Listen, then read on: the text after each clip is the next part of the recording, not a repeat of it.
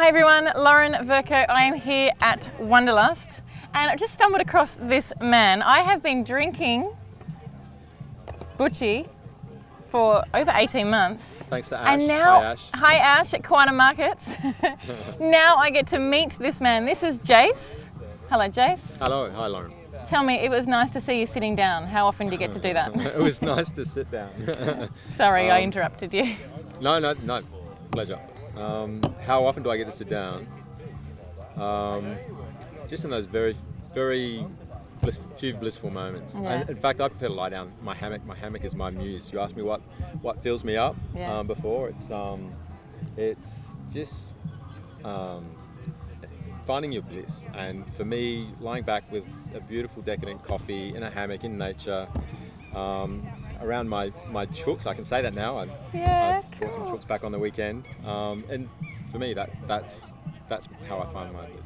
And doing what I do with the crew that I do it with. And I want to ask you about that, but tell me, just before you get onto the hammock, how do you know that you need some hammock time? It beckons me. And where does it come? Does it come through your body? Is it like a symbol? What it's happens? probably more of a like a ritualistic practice. Like for me, I'm a man of, I don't know, I've got a certain ritualistic side to me. So I say I love to lie in a hammock and have a coffee, but I do that once a day, and I just cherish that moment. It's a very special moment. Nice.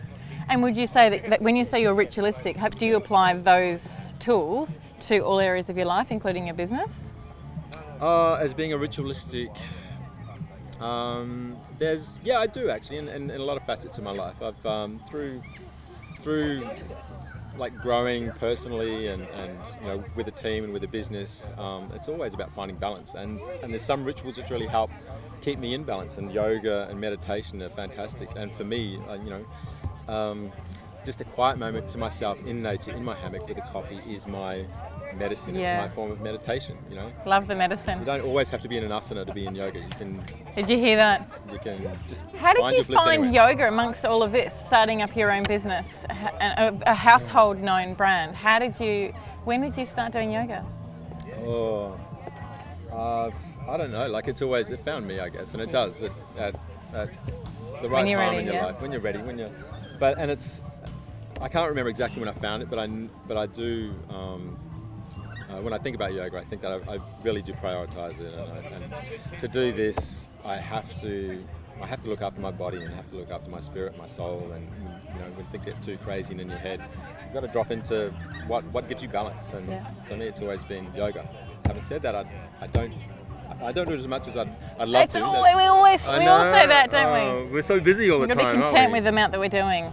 Yeah. It's what's realistic in a week as well. I mean, running a business. So tell me, let's come back. How did you start this business? Where did the idea come from?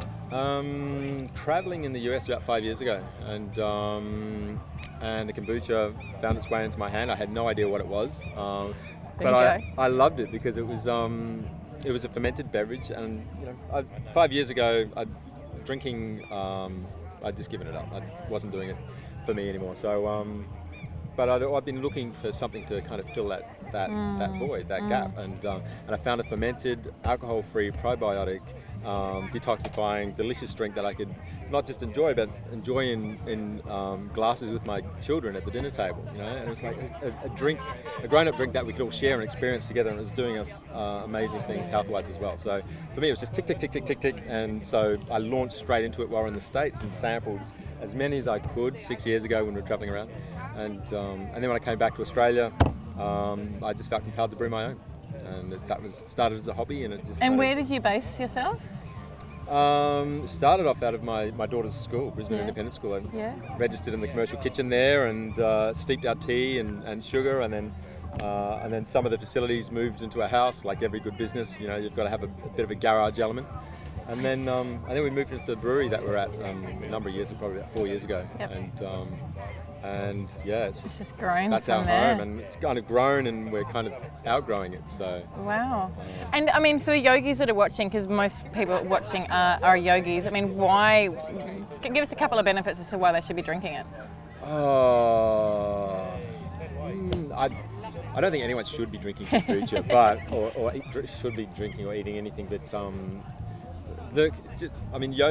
there's no coincidence we're here at Wanderlust in this beautiful yoga community. It's such a beautiful fit because, you know, we're all switched on here. We're like, we're aware of our body and you know, we're aware of what we're putting in our mouths and the feeling it gives us, you know, because, you know, it's that part of that yogic meditative practice of going within. Or in the temple, and I see it and I hear and experience with my customers and friends all the time that, you know, once the kombucha, once they have it in their hand, it's a beautiful partnership and they just love it and I love it, and it's just a natural thing, you know. So, but listen, I always say to my customers, listen to your body, listen to your feedback, and you know, and if you crave more kombucha, then, you know, listen to that, or if you're not feeling it right now, then you know, maybe have a glass of water. Or I mean, I love it. I buy it from the markets every Saturday, like I was saying, and it's just when I have a bit of like a craving for sugar, often I'll turn and have a sip of it. Yeah. I'll give you a little confession, actually, Chase. I've got a 4-year-old and a 5-year-old, and they do get cold sores from time to time, and so I always get them to have kombucha. So my kids don't actually call your Buchi kombucha. I'm sorry, they call it medicine. Cold sore juice. No way. They call it cold sore juice, and I kid you not, it has been so good for our household because it has really, really helped them with it. Yeah. And they know as soon as it's coming on, they're like, I need cold sore juice. You could do a really cool little ferment called a ginger bug. You look it up, and I'm happy to tell you about it. But basically, it's just great ginger, sugar, water. Stir it vigorously until it starts to bubbling and ferment, and cover it and let it breathe. And that is the best first line of defense to your medicine cabinet, any family's medicine cabinet. Yeah. Thank you for that tip. My kids grab it with white knuckles whenever they absolutely need it, and it's sprung them out of fevers and sore throats and coughs and all sorts. So that's a great tip. And you only need a good hand of ginger and some sugar and water and a bit of elbow grease, and there you go. It sounds too easy. Why wouldn't we be doing it? And Jace, you're a legend. You brought kombucha to so many households. You're here at Wanderlust, which is great to have you representing something that's so healthy for all of us. So if you have any questions, let us know. We'll put all Jace's details up underneath this video. It's an honour to meet you and to learn about how you fill up your own love tank. And I look forward to seeing plenty more Buchi around the place. Yeah, thanks, Lauren. Love you to talk to you too. Namaste. Namaste.